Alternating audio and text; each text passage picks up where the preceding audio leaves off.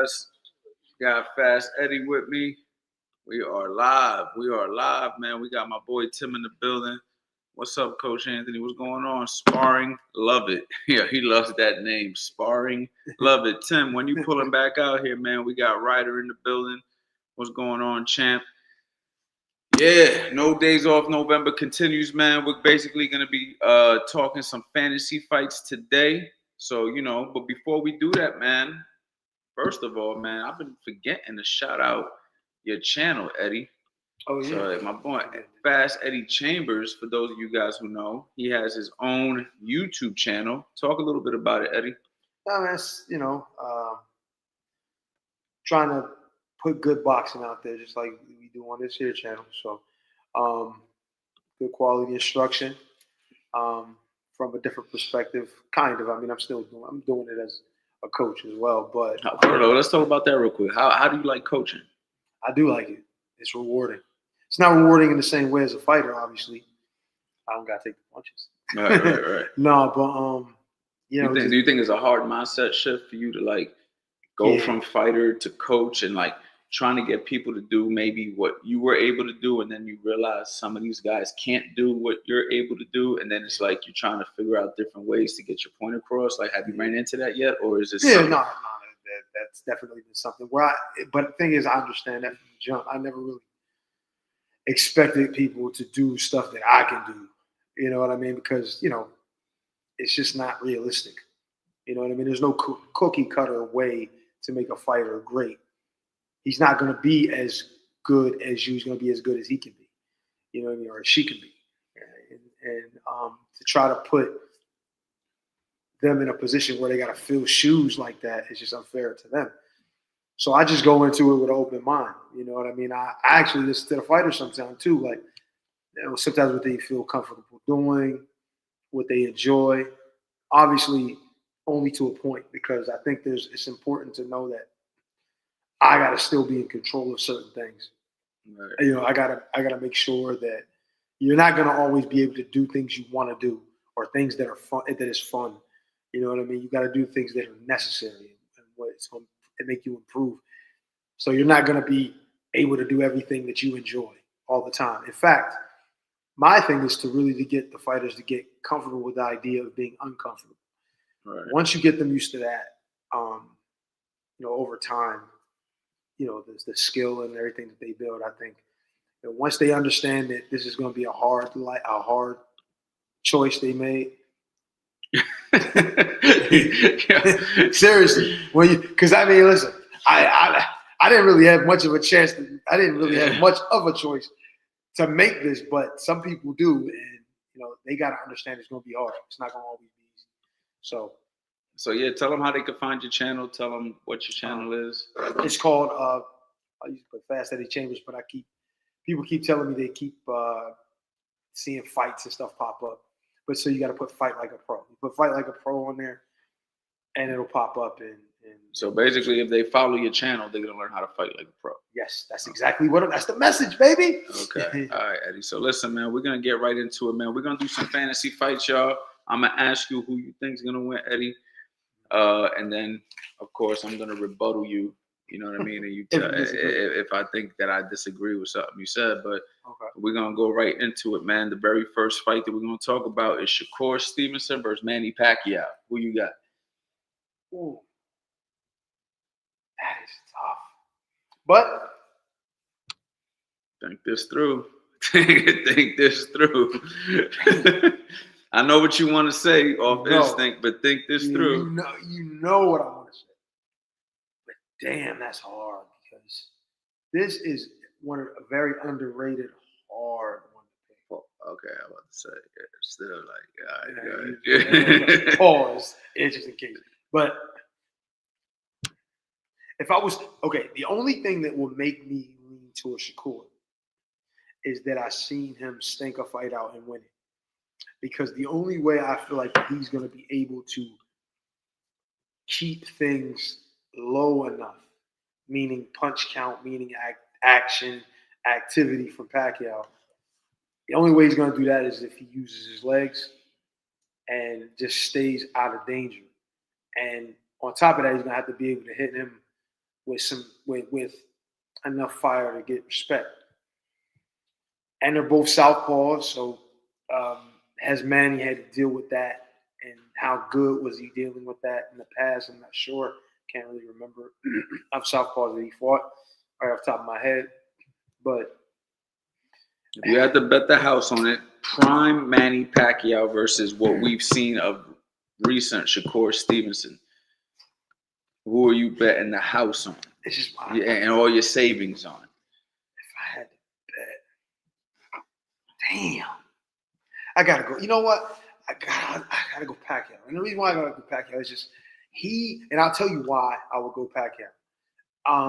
First of all, the power. He's got a good amount of power, and he throws so many punches. Obviously, we've seen Floyd kind of nullified, but Floyd is a different animal, and I think he punches harder than Shakur. He can get more respect, I think, than Shakur. And his arm length too, and his judge of distance is on par with Shakur. But I just think he's a little bit stronger, a little bit more willing to, go into the fire and deal with whatever comes out. Floyd. So it's like that's the closest comparison I can get. But then obviously Floyd's not a southpaw either. So it's just I would go. The reason I go Pacquiao because I think I seen Pacquiao fight, especially at like 35 and around those weights. He did not care about getting hit. He was just coming in and throwing punches. Yeah. And would you'll think, oh well, then that should be Shakur. It's like, yeah, but he punches hard. He's extremely fast, and he's busy, and he can take a punch, and he don't care about getting hit. And Shakur is not enough of a puncher to like completely keep him off like that. Because I'm even thinking when he fought his most recent fight. Yeah, he looked good in that fight. He looked great, but he was fighting. He's not fighting Pacquiao. He's a little bit. What's my guy's name?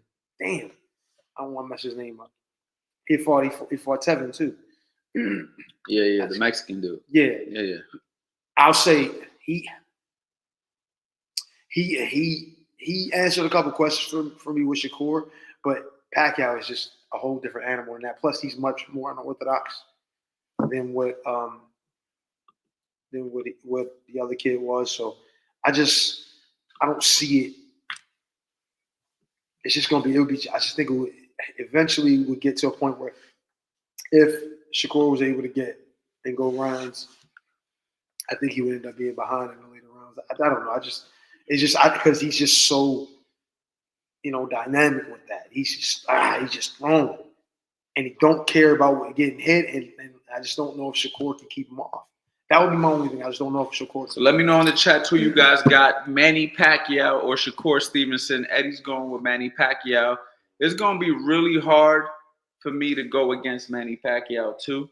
I think that Manny Pacquiao has proven that he can fight, to eternity, like at all different styles. And every time I've ever thought he was going to lose, he looked spectacular and he won. And then he's lost fights I thought he was going to win. He's a little unpredictable that way, but for the most part, I just think that Shakur Stevenson will find himself getting hurt in that fight numerous times in the fight. But then again, how do I know? I haven't seen Shakur Stevenson ever hurt. I don't know how great his chin is.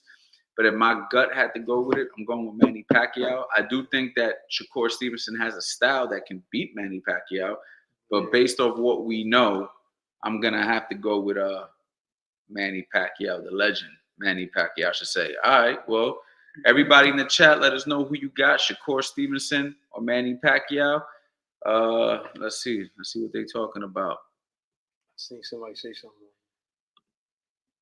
Manny versus Shakur, I feel it's disrespectful to even ask. Manny is an 8-weight world champion versus the elite of the elite. What about Manny versus Duran at 135? That's a good one. That's a good fight too, man. We just came up with some fantasy fights. I understand we say it's disrespectful. Because he's an 8-weight. We're looking at the matchup style wise. We're not necessarily thinking about all the accomplishments necessarily. Don't get me wrong. Shakur is a top dog in boxing right now, regardless of whether people want to admit it or talk about it or not, because he's so quote unquote non-exciting, and I've heard that before. But the reality of it is, he's still one of the best guys out there. So if we're gonna match that fight up, it's not about the accomplishment. Accomplishments don't fight either. So it's just looking at how they match up style wise. You know what I mean? If that's the case, then we would some of these fights that we've said in the past. It's kind of like if you look at it, the weight of the accomplishments versus who the fighter is kind of tipped this way too. Again, but it doesn't necessarily mean that the fights still don't make sense to match up. It just Oh yeah, for sure. And I think stylistically, it's a very interesting fight. My man Justin said, Manny all day, Shakur track star. Manny cracks. I mean, but guess what? That footwork is what can give Manny some problems because Manny wants him to stand there so he can get, because Manny's usually the one who utilizes his footwork. And he's got a guy who's gonna not cooperate. Boxing's about not cooperating with your opponent. And we know that Shakur is not gonna cooperate. You know what I mean? We gotta remember he fought, and I know they're gonna kill me when I say this, but he fought that kid De Los Santos who can punch and is extremely fast. And probably would have been a lot busier if Shakur would have been in range to be hit. But he wasn't. And it was because Shakur wasn't. Now, it was a stank-ass fight. Now, I'm not going to sit there and say it was one of the best performances, but he figured out a way to win with single-digit punches. You understand what I'm saying? So if he could kind of figure out a way to do that with Manny, which I don't think he could, then he could possibly win that fight. All right. A lot of people got their opinions. We're going to move on from that fight. It seems like everybody's in agreement. Everybody kind of picked Manny Pacquiao to win that fight. This one, I don't know if this is a great fantasy fight, but I just thought about it. It would be exciting as fuck. Yeah, yeah. And we got Jerome Boots Ennis versus Maidana. Now, let's think about this, though. It's the same Maidana who upset Broner, the same Maidana who gave Floyd Mayweather a lot of issues. We know that Jerome Boots Ennis has pulled back from shots, got hit with some shots. How does he do against a very wild, awkward, strong fighter? This fight at 147, I mean, obviously Boots is 54 right now, but we're going to say 147, who you got and how you got it going. I think if you look at, you say Boots, right? Boots has to box.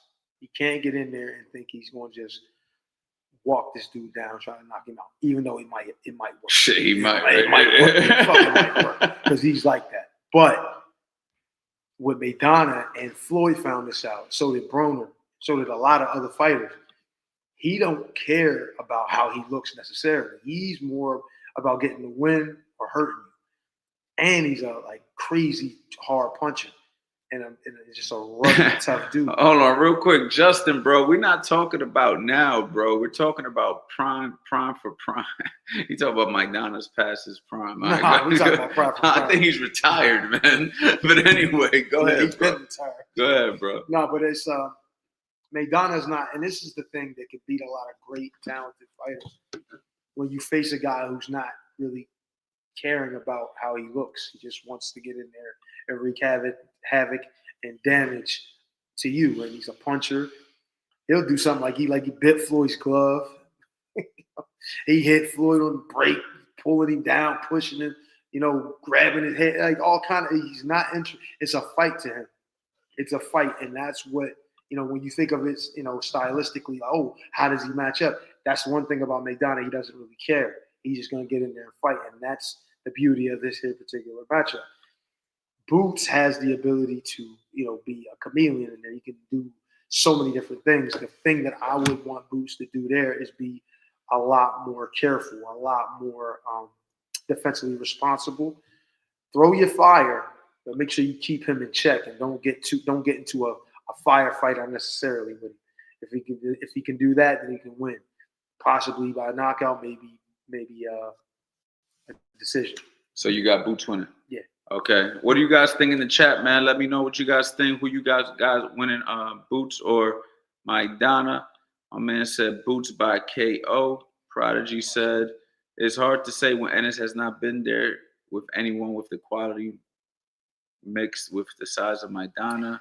Maidana was not that big, to be honest. He was actually at 140 first, and then he moved up to 47, I think, later.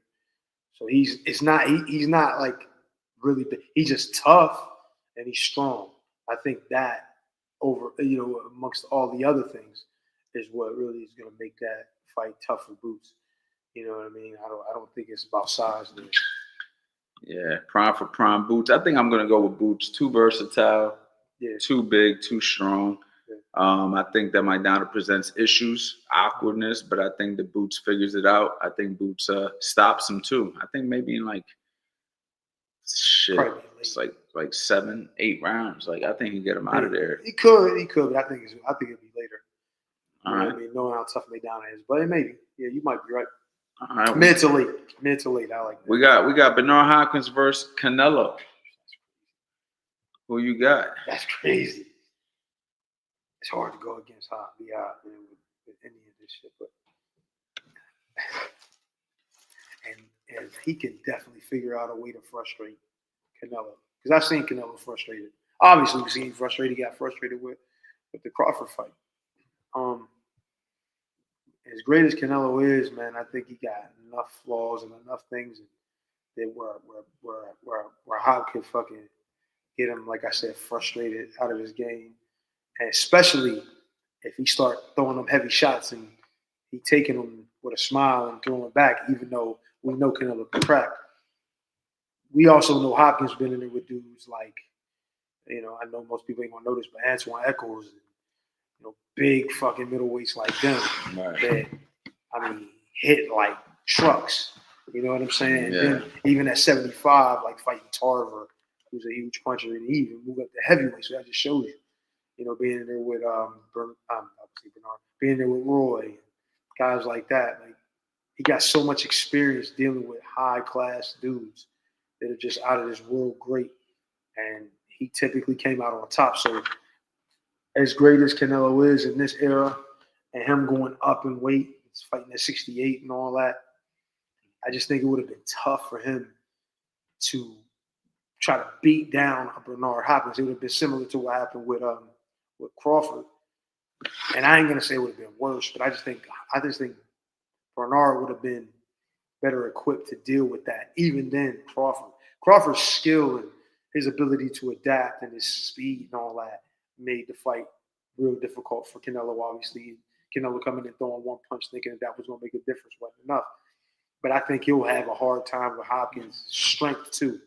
You know what I mean? His ruggedness, hitting him on the hip, hitting him on the break sneakily, hitting him with little body punches, laying on him, making the fight uncomfortable and, out of his depths. I mean, don't get me wrong. I think Canelo's tough enough and strong enough to deal with it, but I just think it would frustrate him, had him out of his game by middle to late rounds. I agree. I think that him being 6'2", him being a strong middleweight, of mentally determined middleweight, I think that would have definitely gave Canelo a lot of problems. We got to remember Canelo was 5'8". Now, don't get me wrong, he fought some big, tall guys. He fought big dudes, and he did good. I mean, he did okay with Bivol. Bivol's a bigger guy. He did good with who else was Smith. He Smith did was Callum 6'3". Smith. Yeah, he did good with some tall guys, but I think that Bernard was a different kind of a tall fighter. You know what I mean? He's a taller fighter who can get small if he had to. He'd get rugged if he got too dirty. Punch hard. Good jab. Smart. Was very. Somebody said Uncle Antoine Echols is their cousin. Yeah. Oh, that's crazy. Yeah, my boy Norton. Shout out to Norton Block Solo. He said Antoine Echols is his cousin. But yeah, man, I got Bernard Hopkins, man. I think Bernard Hopkins got that. It's a tough fight to pick, but if I'm gonna put money down on him, I gotta go Hopkins. So let me know, people. All right, let's go. Let's see the next one. We're gonna go ahead and that's a nice one. All right, we got James Toney versus Bivol. Talk to me, people. I just think, as good as that is, as good as Bivol has been shown to be, I'm trying to think it once again, it's against guys like the two best guys I've seen him fight was BF and I'm trying to think, and obviously Canelo. There's some other good fighters he had. I'm not saying he had a cream puff situation going on, but I think with James, he just has the ability to do so many different things, with the exception of moving around and boxing at range like that. I don't think he'll do that. Could Bivol outbox James if he's lazy? Maybe. You know what I mean? Maybe if I he mean, stays out of trouble. this fight's definitely at 175. And it's at 70. So we know 75. Bivol's a little. I mean, Tony's a little bit chubbier at 75. No, he's a lot. No. Well, yeah, he's a little chubby down the middleweight version. The middleweight, right? Yeah. But remember, he fought heavyweight. Yeah, he went all the way up to cruiser and heavy. So and James is a knockout puncher, and he's extremely slick. He's not going to be able. See, the thing that like with Canelo's slick too, but Canelo was looking to like strike fear in him. Like I'm gonna punch him on his arm. I'm gonna hit him in his body. And Bivol was big enough to where he's like, all right, cool, and just keep going back to work on it. I'm not saying that same thing can't happen with James, but I just think James has so much more layers with his shit. You know what I'm saying? Like the shots he can, like he be throwing right uppercuts and then sitting off to the side, throwing overhands and then shoulder roll right hands off of shit, and then you know what I mean? And the hook head, hook body type. It's just, I'm not saying that Bivol can't just, all right, well, I'm supposed to stay at range. And could James deal with that pace? I mean, I've seen him. Like we was just. He has a very. Bivol has a style that's not very eye pleasing, but it's very effective. Exactly. So we have to take that into account before we just say James, because we're looking at the name. Yeah, because once again the name, and then also like James fighting behind the shoulder and all that, he's susceptible to get hit with shots as well because. And he's a jabber too. And Bivol had a good jab, so that's a good point. You know what I mean? And Bivol was very like. So he's gonna catch everything on the arms. He's kind of like a Winky Wright in the sense that he's gonna catch a lot of those punches. He's gonna be very basic. But I seen him fight. I seen James fight, and it was razor thin too, and it was a southpaw. When he fought, what's his name? We were just watching. He was southpaw. God, I can't remember his name for shit right now. Oh, give me a second. I'm trying to think of his name. He's about 6'. He was about 6'2", I think. Southpaw from oh shit, I cannot remember his name. Who you talking about? James Toney? Yeah, James Toney fought him. A guy. So he's southpaw, but he's similar kind of style. But he was more of a body. He was more of a body punching type dude. But he was still kind of had European style a little bit. Mm-hmm. I just cannot think of his name right now. I don't know why. You talking about the fight that we lost? He had when he ended up beating him? Yeah, where he ended up winning by like 1 point. Yeah. I forget the name of his ass right now too, and I literally say his name, man. Vasily Jirov. Jirov, yeah, that's a similar style. Similar, yeah, and he was a jabber a bit, but he was southpaw. And he gave Tony issues. Hell yeah, he gave him issues. He won the fight by dropping him in the last round. Yeah, that's basically how he won it. So this is one of them fights where if I was forced to pick, I mean, it's like James is my favorite fighter, so I can't really. I mean, I can go against him if it's somebody I know. I feel like I like Roy. Yeah, I'm going against him because I feel like Roy can beat him. Yeah. You know, and would I go against him in this? Because this is just the kind of fight with a tough guy, and that's what I'm saying. Like you know, I teach a lot of the stuff that James Toney does to my boxers. I like how James Toney fights more than Bivol. Of course. However, that don't mean I don't feel like he wins this fight. I don't know why. Like my gut tells me he loses to Bivol. Only because of styles. Because of stylistically. I just think my personal opinion. He's not going to stand right in front of him and allow him to do what he wants him to do. Yeah. You know what I'm saying? It's going to be the kind of fight where James has to go get it, which he can. Yeah. Let's not act like he can't, but he's not going to do what James wants, and that's come to him. And I think Vasily Jirov is different in the fact that he was more aggressive than Bivol. Bivol throws punches, but he throws it in a I gotta keep you at bay kind of style. So it's just like the reason why BWF has some success. Not BWF, Bivol.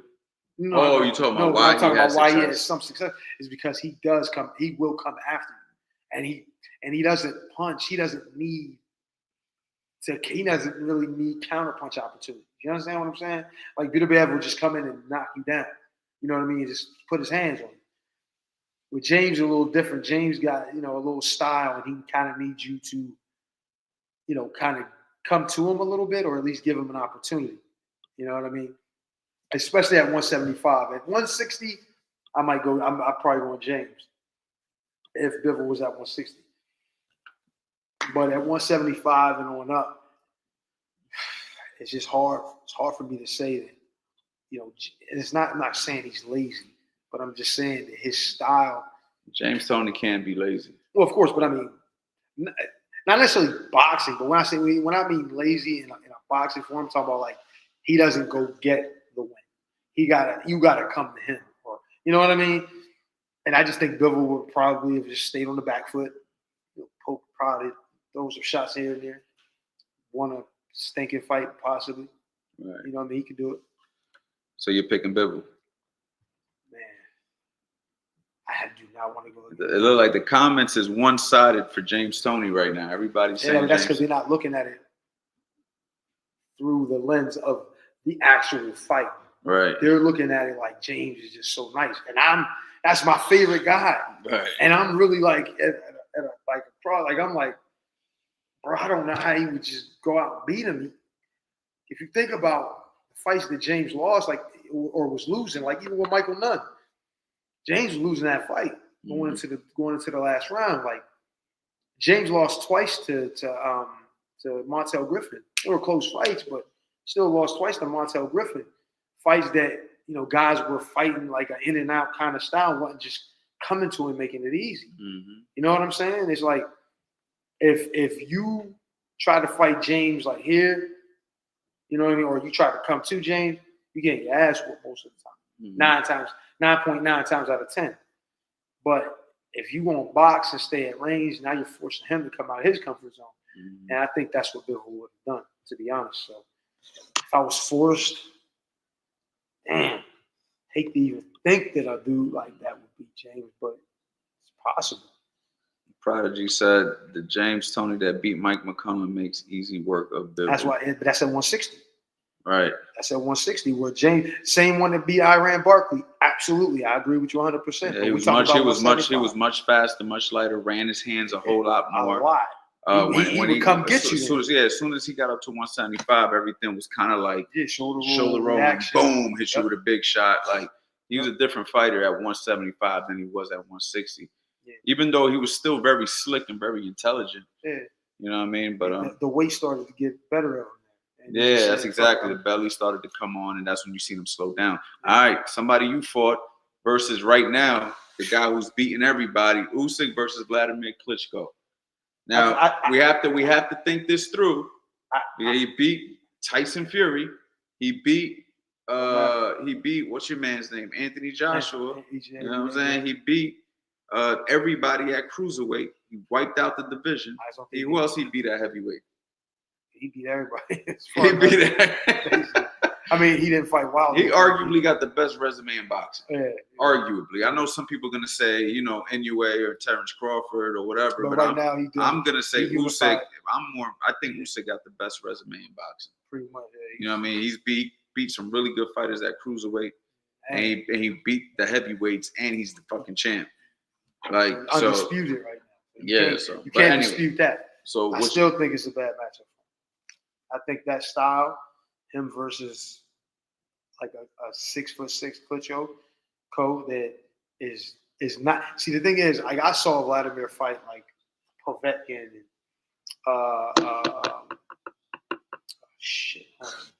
and Bragimov and guys like that who were difficult, smaller, but still good. Like some of them southpaw, you know what I mean? And I saw him still control the range. This is Emmanuel Stewart version. I seen him still control the range. I just think it'll be extremely hard for a guy 6'1", 6'2", 6'3", try to fight a Vladimir Klitschko at his best and beat him. Like, and the way that he would have to beat him is like soundly beat him. I don't know if he's going to be able to knock him out. He possibly could if he catch him right, but I just don't see. Even with Sam Peter, as close as Sam got, with Vladimir, and that was like the first few fights that I think Klitschko was with Emmanuel. I think it's just a really, really difficult thing for Usyk to overcome that, even though as great as he's doing, as good as he is, I just think that range, that right hand, and him not caring about how great he looks. He'll look like a scared dude clenching every 5 seconds, and then he's fucking super strong, and you know what I mean? Yeah. 6'7", 250 pounds. It's just hard for me to see Usyk being able to overcome that version of Klitschko. You know what I mean? I just think it's hard. I agree. I really can't. I can't visualize anything that Usyk could do to beat Klitschko at that particular version of him. That particular version of him either, man. Even though right now Usyk is the man, though. Yeah. Regardless, he's still the fucking man. But it's styles. It's just styles. You know, there's things that now. And Usyk is not a small guy. He's 6'3", but it's just that range game. It's rough to play with that. This one. Here we go with this one. Who said he's overrated? You're bugging. Klitschko overrated, though. His era for heavyweights was garbage. I could be garbage. I give you that. But I don't think that heavyweights were garbage. I just think that they were head and shoulders above the rest. You could say it's just like Roy Jones. You could say he was a heavyweight champion for 10 years. Yeah, so I mean, we're talking quite a long time. I mean, there was nobody in 10 years. You know what I'm saying? But that's the point. Like he's see, the thing is, people are gonna always say, "Oh, Klitschko's eras heavyweights were garbage." Well, that's the same thing people will say about Larry Holmes in the late '80s until Mike Tyson came along. Oh, Larry Holmes' era was trash too. You know what I mean? And then they'll say, "Oh, well then." When you get to Lennox Lewis, Lennox Lewis didn't really, you know, at the early part, you know, him and Mike, they didn't really, there's fighters there everywhere. Even Roy Jones, like they'll say, oh, Roy Jones, he ain't beat nobody. He wasn't beating nobody. He's a bunch of nobodies. Like those were the best guys. It was just Roy was just that much better. Lou Del Valle and those dudes would have beat a lot of guys in history, but they don't want to acknowledge that because they just want to say that there was nobody there. You know what I'm saying? That's not fair. I feel like I would have beat a lot of guys in history that a lot of people would rank over me. But just because it didn't happen or I didn't beat the Klitschko of that era doesn't mean that I'm any less. It just means that he's great. You gotta give him his flowers as much as you want to say there wasn't nobody there. There were people there. You know what I mean? They just couldn't beat him. You know what I mean? All right, let's go, man. We got right now Terrence Crawford versus Floyd Mayweather, right? Terrence Crawford right now is got the hot seat. He's the top guy. A lot of people saying he's the GOAT. I mean, I've literally seen people say this, right? This is, you know, no disrespect to Terrence Crawford, but I mean, the GOAT's a little bit far-fetched in my opinion. But Terrence Crawford versus Floyd Mayweather. Now, we're not going to compare careers. We got to look at the matchup. Let's look at the matchup closely. How does Terrence Crawford, because there's no doubt that Floyd got the better career, but how does Terrence Crawford match up against Floyd? Let's think about that quick, because initially I'm quick to just say Floyd Mayweather, but the more you think about it, is like, hold up, slow down. Let's think about this. Terrence Crawford's a strong guy. He's a southpaw. We've seen Floyd struggle with a couple of southpaws. True. You know what I mean? We've seen him struggle with Zab Judah. We've seen him struggle with a couple of guys. But all of those struggles ended with him winning. True. And we've never seen him lose. It's 23 hours. And we've never seen him really, besides Shane Mosley, really that hurt either or knocked down.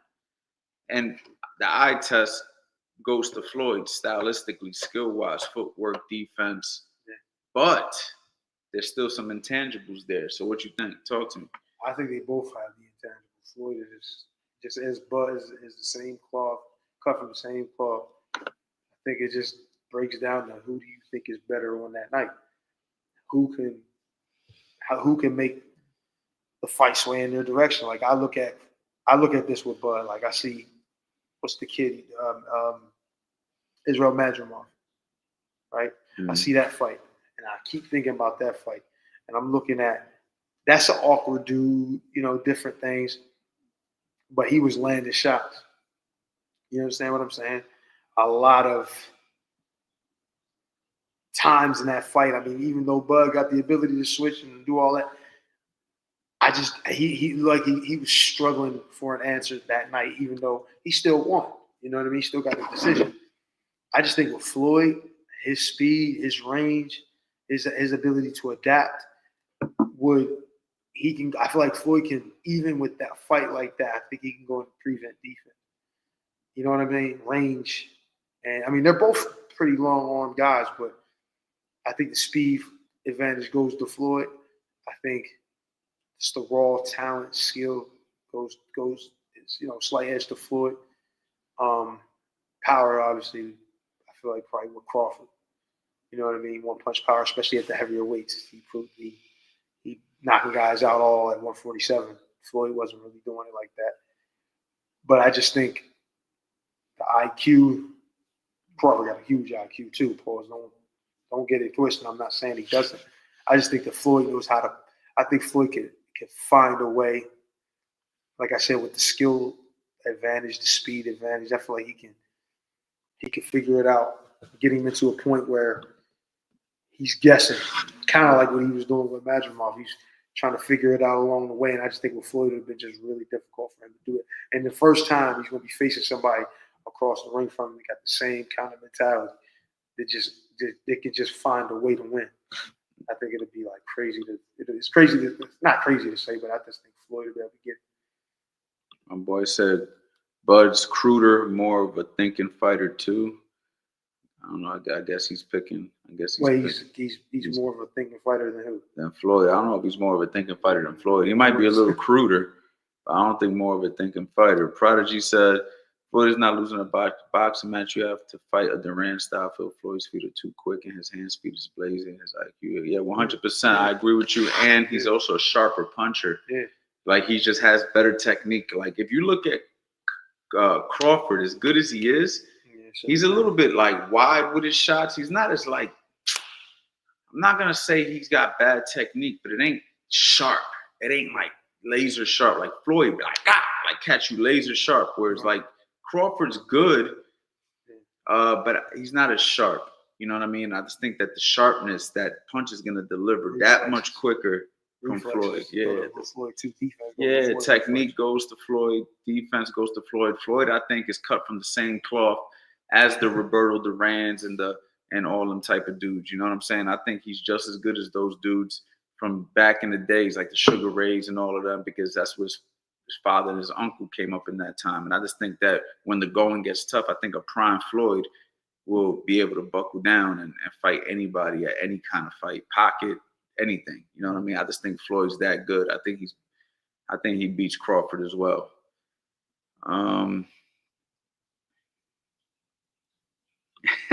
Eddie Chambers versus Coach Anthony. Who y'all got, man? You know, Eddie. I got Coach Anthony. Yeah, I got Eddie. I got Coach Eddie's stopping me, man. What? Eddie can't stop nobody. He can stop at the store. Eddie gonna stop me, man. Don't do me like that. Don't do me like that. Look who gave Floyd issues. Maidana, Castillo, and Oscar, guys who fought him. That's true. Oscar De La Hoya gave him issues. Mm-hmm. Castillo gave him issues. Mm-hmm. Some real issues. Mm-hmm. So what does that mean? Why wouldn't Crawford give him issues? I mean, and like arguably he lost to both of those guys. He arguably lost to Oscar De La Hoya. Some people thought he won. It was a split decision, which means one judge gave it to Oscar. Yeah, of course. And people thought that Castillo beat him the first fight, which I don't. I watched it again, and I didn't think he did. I thought it was a draw the first fight. Yeah, it could be a draw or Floyd wins. Yeah. In my opinion. Yeah. From when I watched it. Yeah. So. The other? And Oscar De La Hoya. Oh no, he said Maidana as well. Oh yeah, Maidana. That's a wash on that one because Maidana. See, and even with Oscar, Oscar was like great, and he could adjust and adapt too. And he was a good boxer, but don't get it twisted. Floyd was outboxing. He was outboxing him, outfoxing. There were things that he was doing to make the fight interesting. Floyd was not a huge puncher at 47, so he was. It's just like with Cotto. Floyd went. If Floyd could hurt them, like say Crawford would have been able to hurt them, the fights would have been totally different. Wouldn't have been interesting. It's just like Pacquiao gets knocked out by Marquez, but Floyd just ekes out a decision. Mm-hmm. But Floyd he dominates Marquez like they didn't even belong in the ring together.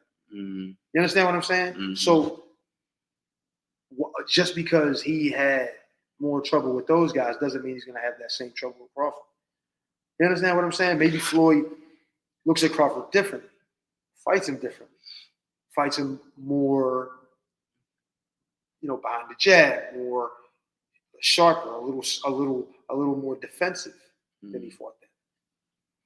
You know what I'm saying? 100%. So, Crawford probably raises different. And let's be honest, man. Those fights that Floyd had trouble with the exception of Oscar, when he rematched those guys, he cleared it. Like he made it very clear who was the better fighter. So, sometimes you go into a fight and you're either underestimating a guy or whatever.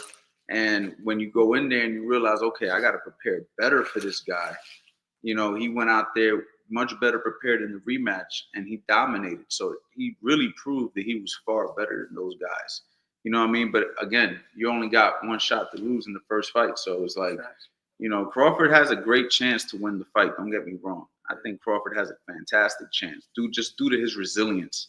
He's a generational fighter. That's why I picked him to beat Canelo. That's why I picked him to beat Errol Spence.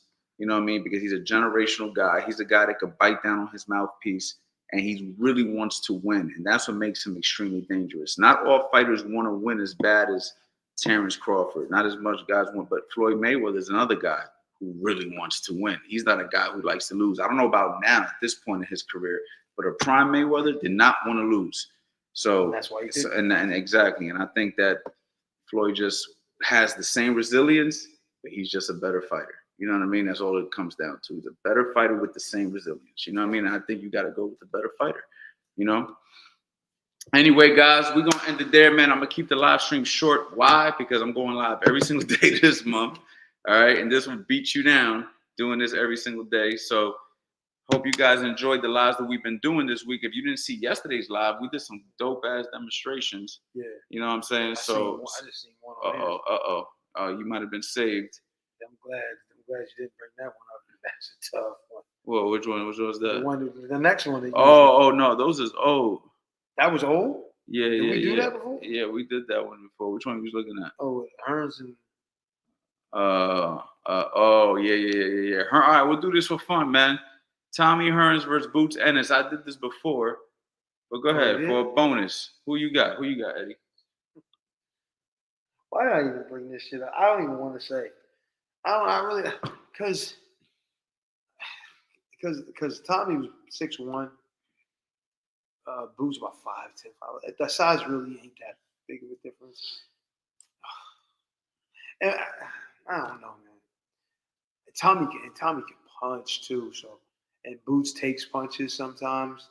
It just depends on how he would act when he's in the ring with a guy like Hearns.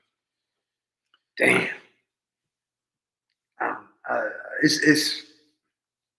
I think I got Boots, man. I think I got Boots. I think I got Boots stopping Hearns. I think the height helps Boots. Yeah.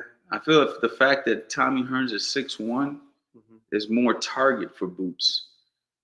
Because Boots has a tendency of pulling back a little bit. And I feel like a shorter fighter has an opportunity to clip him on the pullback.